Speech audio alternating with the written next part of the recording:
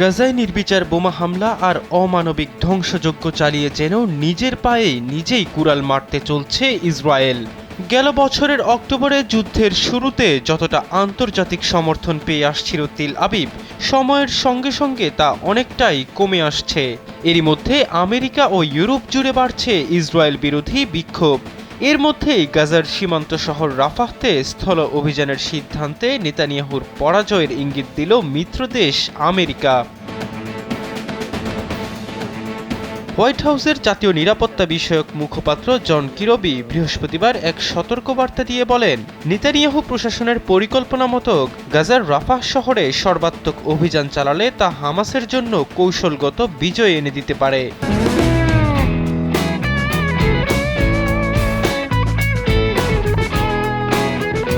British ও মার্কিন গণমাধ্যমগুলোর প্রতিবেদনে এমন তথ্য জানানো হয়।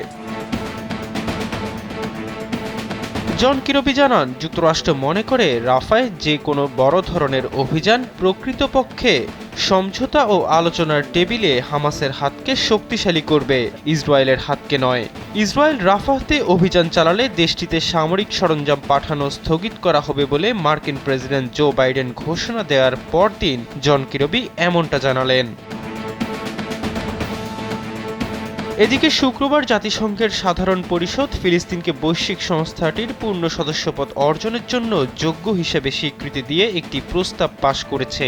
এ সময় জাতিসংঘের নিরাপত্তা পরিষদকে বিষয়টি ইতিবাচকভাবে পুনর্বিবেচনা করার সুপারিশ করে সাধারণ পরিষদ।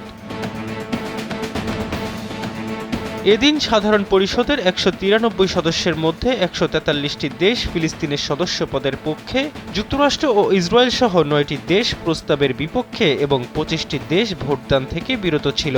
এই প্রস্তাব পাশের ফলে ফিলিস্তিন জাতিসংঘের পূর্ণ সদস্যপদ অর্জন না করলেও নিরাপত্তা পরিষদে দেশটিকে পূর্ণ সদস্য হিসেবে স্বীকৃতি দেওয়ার জন্য যোগ্য হিসেবে বিবেচিত করে। ফিলিস্তিনের সদস্যপদ বিষয়ক প্রস্তাব পাশের পর ইসরায়েলের পররাষ্ট্রমন্ত্রী ইসরায়েল কাটস এর নিন্দা জানান। ইসরায়েলি এ মন্ত্রী বলেন, এই সিদ্ধান্ত গাজায় আটক জিম্মিদের মুক্তিকে ঘিরে আলোচনাকে আরও জটিল করে তুলবে এবং হামাসকে সুবিধা প্রদান করবে। এ সময় যেসব দেশ প্রস্তাবের বিপক্ষে ভোট দিয়েছে তাদের ধন্যবাদ জানান তিনি। এহসান আব্দুল্লাহ, কালবেলা ডেস্ক।